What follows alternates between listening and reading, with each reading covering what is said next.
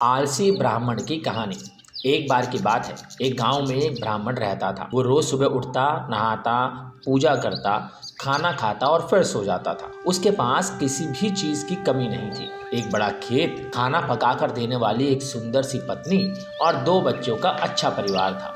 सब कुछ होने के बाद भी ब्राह्मण के घर वाले एक बात से बहुत परेशान थे। वो बात ये थी कि ब्राह्मण बहुत आलसी, वो कोई भी काम खुद नहीं करता था और दिन भर सोता रहता था। एक दिन बच्चों का शोर सुनकर ब्राह्मण जाग गया और उसने देखा कि उसके दरवाजे पर एक साधु महाराज आए हैं। ब्राह्मण और उसकी पत्नी ने साधु महाराज का स्वागत किया और उन्हें भोजन कराया। भोजन के बाद ब्राह्मण ने साधु की खूब सेवा की। साधु महाराज उनकी सेवा से बहुत प्रसन्न हुए और उन्हें वरदान मांगने को कहा। ब्राह्मण ने वरदान मांगा कि मुझे कोई भी काम ना करना पड़े और मेरी जगह कोई और मेरा काम कर दे। तब साधु उसे वरदान में एक जिन देते हैं और साथ में ये भी कहते हैं कि जिन को हमेशा व्यस्त रखना, अगर उसे काम नहीं दिया तो वो तुम्हें खा जाएगा। वरदान पाकर ब्राह्मण मन ही मन बहुत खुश हुआ और साधु को आदर के साथ विदा किया। साधु के जाते ही वहां एक जिन प्रकट हुआ। पहले तो ब्राह्मण उसे देखकर डर जाता है, लेकिन जैसे ही वो ब्राह्मण से काम मांगता है तब ब्राह्मण का डर दूर हो जाता है और वो उसे पहला काम खेत जोतने का देता है। जिन वहां से गायब हो जाता है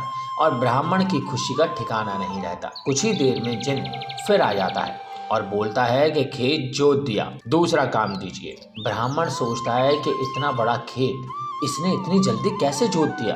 ब्राह्मण इतना सोच ही रहा था कि जिन बोलता है, जल्दी मुझे काम बताओ, नहीं तो मैं आपको खा जाऊंगा। ब्राह्मण डर जाता है और बोलता है कि जाकर खेतों में सिंचाई करो। जिन फिर वहां से गायब हो जाता है और थोड़ी ही देर में फिर आ जाता है। जिन आकर बोलता है कि खेतों की सिंचाई हो गई, अब अगला काम बताइए। ब्राह्मण एक एक कर सभी काम बताता जाता है और जिन उसे चुटकियों में पूरा कर देता है। ब्राह्मण की पत्नी ये सब देख रही थी और अपने पति के आलसीपन पर चिंता करने लगी। शाम होने के पहले ही जिन सभी काम कर देता था। सब काम करने के बाद जिन ब्राह्मण के पास जाता और बोलता कि अगला काम बताइए, नहीं तो मैं आपको खा जाऊंगा। अब ब्राह्मण के पास कोई काम नहीं बचा जो उसे करने के लिए कह सके। उसे चिंता होने लगी और वो बहुत डर जाता है। जब ब्राह्मण की पत्नी अपने पति को डरा हुआ देखती है तो अपने पति को इस संकट से निकालने के बारे में सोचने लगती है। वह ब्राह्मण से बोलती है कि स्वामी, अगर आप मुझे वचन देंगे कि आप कभी भी आलस नहीं करेंगे और अपने सभी काम खुद करेंगे तो मैं इस जिन को काम दे सकती हूँ। इस पर ब्राह्मण सोचता है कि पता नहीं ये क्या काम देगी। अपनी जान बचाने के लिए ब्राह्मण अपनी पत्नी को वचन दे देता है। इसके बाद ब्राह्मण की पत्नी जिन से बोलती है, हमारे यहाँ एक कुत्ता है, तुम जाकर उसकी पूंछ पूरी सीधी कर दो। याद रखना, उसकी पूंछ एकदम सीधी होनी चाहिए।